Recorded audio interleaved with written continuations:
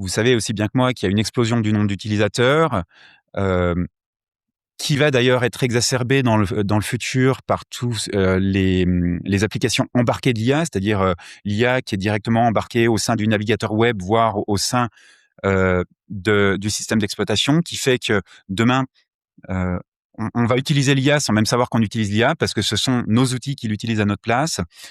Il y a une explosion de la complexité des requêtes. Un truc qu'on n'a pas forcément en tête, c'est que une requête simple sur, un chat GPT version 4, en termes de consommation énergétique, c'est à peu près la même chose qu'une requête sur Google.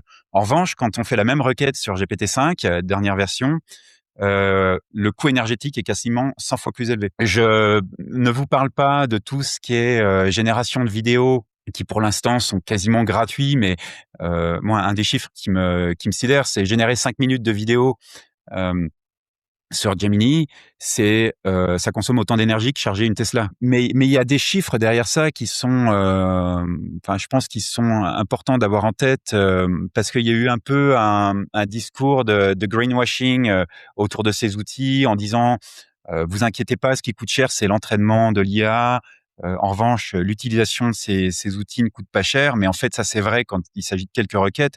Mais quand on parle de centaines de millions d'utilisateurs et qu'on passe à l'échelle sur l'ensemble du cycle de vie d'un LLM, on a 95% de la consommation énergétique qui est sur l'utilisation et non sur l'entraînement.